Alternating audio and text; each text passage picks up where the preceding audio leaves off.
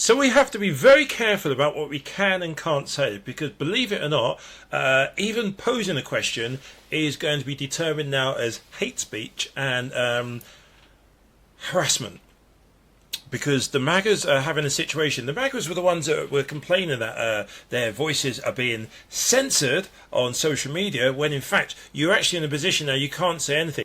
I'm not down any conspiracy lane or anything, but let's just deal with some facts. Ronny Jackson, and no, they do not refer to him as Dr. Ronny Jackson on Fox Entertainment, is attacking anybody who's making questions up about you know what, in terms of,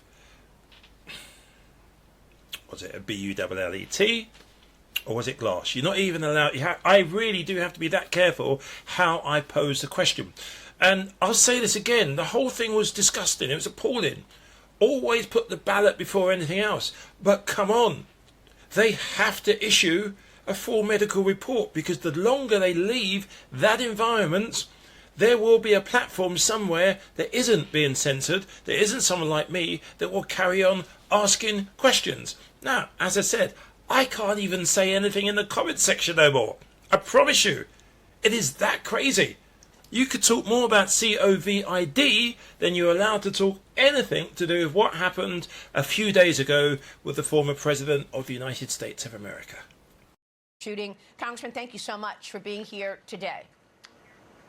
Thank you, Maria. I appreciate you having me. And yesterday you put out a statement about President Trump's health. Can you tell us what's most important in terms of what we need to understand about the ear and how close that bullet came to his brain? Well, I think it's important. I put this out in part because I just can't believe some of the stuff that I'm hearing on TV right now with Joy Reid and Keith Olbermann and some of these assassination deniers. We watched this play out on live television.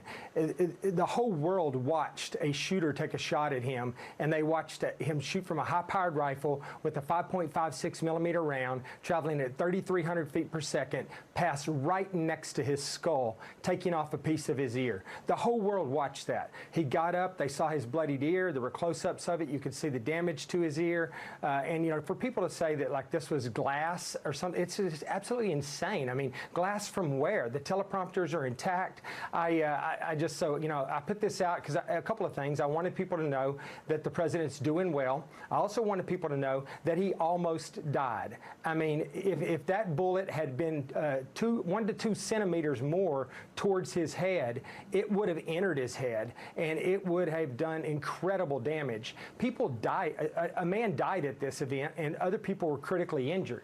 This was a serious assassination attempt. President Trump was almost killed.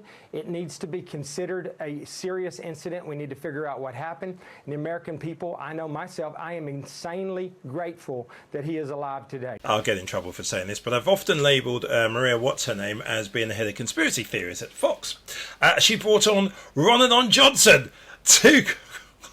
I have to be careful what I say, I'll spell it out. Two quack POTSs in one TV studio.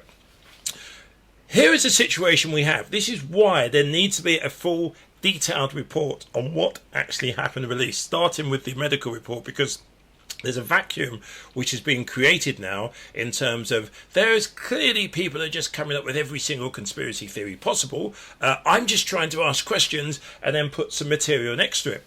Ron Johnson is saying that he's seen something somewhere that says there was 3 different sounds of GUNS's. This is crazy.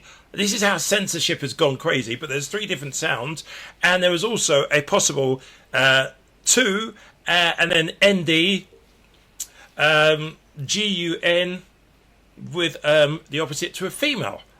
Yep, we're going to have to talk like that at the moment. The problem with all of this, yes, it adds to the conversation, yes, it adds to the debate, but it gets us so far away from the truth. And that's all people are after, is the truth. Surely in this day and age, it can't be that difficult to find the truth. Administration put out by Senator Ron Johnson's office for saving his life. Joining me now with the very latest on his investigation into the shooting is the man himself, Wisconsin Senator Ron Johnson. Senator, thanks very much for being here. Wow, that chart that you gave President Trump ended up being incredibly important. You want to tell us how you gave him that chart real quick? Good morning, Maria. Well, I had an opportunity to fly up to the Green Bay rally with President Trump on April 2nd. I had a bunch of material I covered with him, but one of them was I showed him that chart. He liked it. Wanted me to give it to his staff, which I did. They've got good people on the plane. He changed a few graphics of it, used that chart that day, and has been using it ever since. So, call it serendipity, divine intervention. It'll be obviously an interesting footnote in history. I'm glad I was able to play that small part in saving his life. Oh, my God, Senator, incredible. All right, you sent a letter to Attorney General Merrick Garland, Secretary Alejandro Mayorkas, and Director of the FBI, Christopher Wray, about this epic failure of security. Can you walk us through what you'd like to see and your preliminary findings of your investigation, which has now become bipartisan? Is that correct? Correct. I spoke with Chairman Blumenthal, the chairman of the Permanent Subcommittee Investigation. I'm the ranking member. He completely agrees with me that we must start doing transcribed interviews with all the witnesses now, while memories are fresh. So that's really good news from my standpoint. My staff immediately started reaching out to local law enforcement. We've gathered a fair amount of information. Again, we're just scratching the surface. But a couple of things that we found out. For example, the Secret Service did not even attend the 9 o'clock security meeting with local law enforcement. Pretty well put in charge the Butler County law enforcement to coordinate things. Law enforcement wasn't even on the same channel. So that was SWAT and sniper teams. Just to be clear, Senator, that was a 9 a.m. meeting on July 13th, the day of the shooting. Correct. Secret Service Secret Service had been there for site visits, weren't even there. Kind of turned over some of the outer perimeter stuff to local law enforcement. They weren't even on the same security channel. So the sniper and SWAT teams weren't on the same channel as the patrol officers, and they weren't on the same channel as Secret Service. So they had to relay things. One of the things we found out is that we've got a more detailed timeline. This picture is now on the internet, but a photo was taken by the local sniper team in the AGR building at 5:14 of Crooks. So again, we had pictures of this guy. Why wasn't he intercepted? There's so many unanswered questions here. The pictures were taken at 5:14, and he was shot at 6:11. Correct. Okay. And again, we've got a more so I'm going to be issuing a preliminary report. It's preliminary. It's just scratching the surface. We're primarily going to release that report to solicit more eyewitness testimony. If you took video, save it. Make a backup copy. We can glean things in terms of audio and in terms of where the shots came from. Was it one rifle? Was it more than one?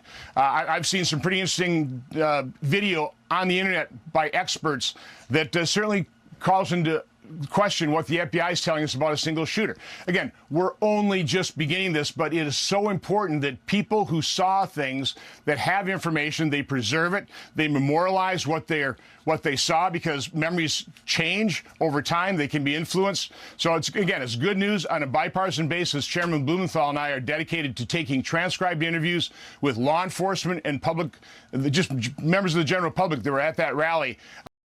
It's very rare I find myself in agreement with Ron Johnson, but he makes a point there. This has to be bipartisan. This is about finding the truth. This is not about trying to score any level of political points. The way some of the MAGAs are saying it, you can't even ask, how dare you? No, I will repeat again and again and again. What happened was wrong. No matter how insignificant your piece of information might be, it might lend to provide the full story of what happened, because the American public needs to understand what happened here. So I know that, I tweeted out yesterday the fact that you're doing this bipartisan investigation, and I put on your email. You have an email that you want people to send information to, and I know that you'll tweet that later. But I got to get to this. After the shooter was taken down by Secret Service, the local law enforcement, and I know this from some of your preliminary comments, your preliminary findings, started taking pictures of the dead body, right? Can you tell us what happened then? Correct. So that sniper team that was in the AGR building, they're the first ones that went up on the roof. They were the first to encounter the dead assassin at that point in time.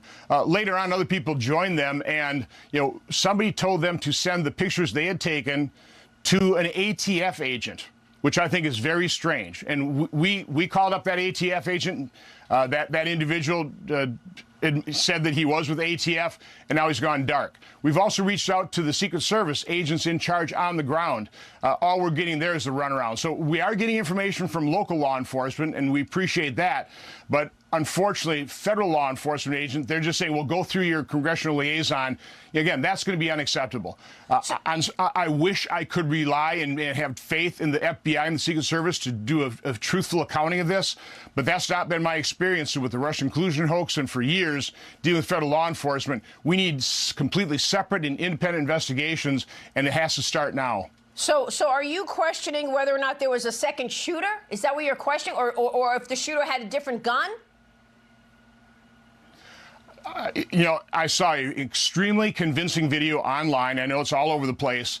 You know, there were 3 distinct shots early on, followed by another 5 in more staccato, more rapidly fired, and then the final one, which we believe took the shooter out. How do you explain that? I don't know. I'm not an expert. But the individual putting that video out says it clearly shows that there were at least 3 different weapons fired that day. Again, I don't know, but we can't trust the FBI and the Secret Service to do an honest and open and transparent investigation. That's just a very sad fact. So we've got to rely on other sources independent to really find out what the truth of the matter was on Saturday, July 13th.